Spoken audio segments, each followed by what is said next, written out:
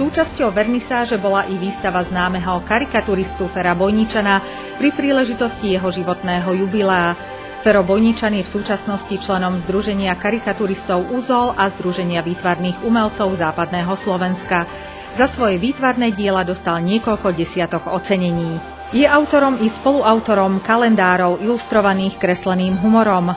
Stál pri zrode Fraštatského Trňa a dodnes je jeho hlavným organizátorom. Prvú kresbu som uverejnil v roku 1976. Bolo to v podnikovom časopise Hlas Drôtovne.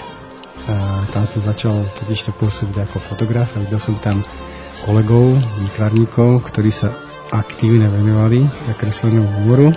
Môžem spomenúť pán Zahradník, pán Solčanský a pán Minarčík. To bola taká trojica. No viac menej tam som tak trošku odkúkal nejaké tie základy. Ja som to začal si rozvíjať.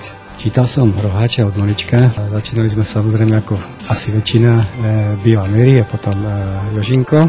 Čiže to boli také komiksy naše slovenské a veľmi sa mi to páčilo. Kreslil som vždycky asi najlepšie striedy, takže tie pokusy, to asi bolo také len logické, že teda chcel som aj ja niečo.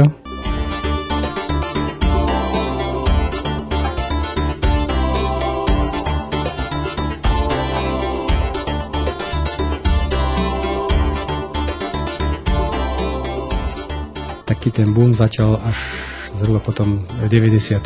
Dovtedy som robil všetko možné a nemožné, ale tomuto som sa viac nevenoval len tak okrajovo. Teda. Jedna z ďalších záľub, až teraz potom 90. to bola taká záľuba číslo 1, koníček číslo 1 hlavný. Vydržal do dnes.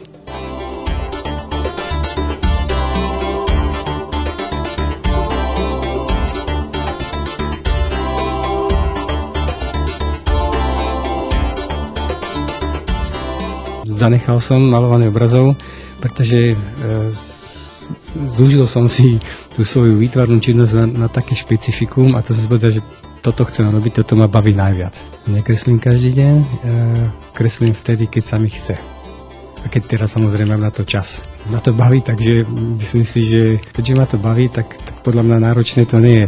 Naučil som sa, vytvoril som si ten svoj štýl a fakticky robím si taký ten svoj svet som si vytvoril, v tom ja rozhodujem, v tom ja kráľujem, v tom ja žijem. Čiže je to moja zábava. A keďže nie som profesionál, takže nemusím kresliť. Ja kreslím, kedy chcem.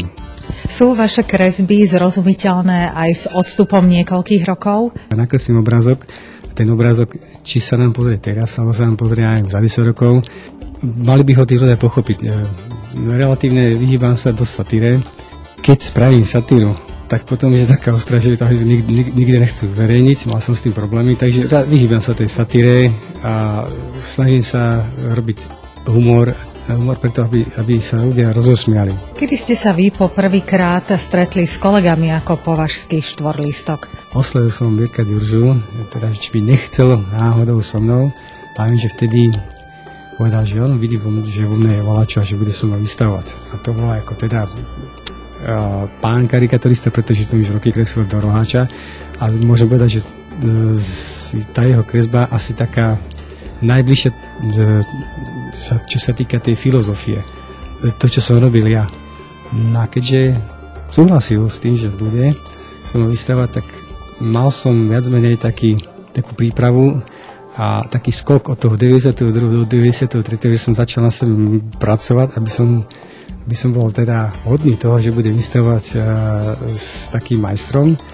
No bohužiaľ Mirko Ďurža ten nás opustil, takže už sme len osireli Považský štvorlístok, ale keď robíme nejakú výstavu, tak viac menej jeho manželka má zásobu, pretože Mirko Ďurža bol maximálne plodný autor, tak má zásobu karikatúr a keď robím výstavu, tak máme aj jeho kresby na tejto výstave našej Považského štvorlístka. Ja si myslím, že humor si zachovám vždy. Ja som sa asi tak narodil, taký usmievavý a dúfam teda, že ten humor mi vydrží do konca života. Či budem, ja neviem, v politike, či budem, ja neviem kde, ale ten humor, ja ho rád rozdávam a ja sa aj sám rád bavím, takže z humora až do konca života určite.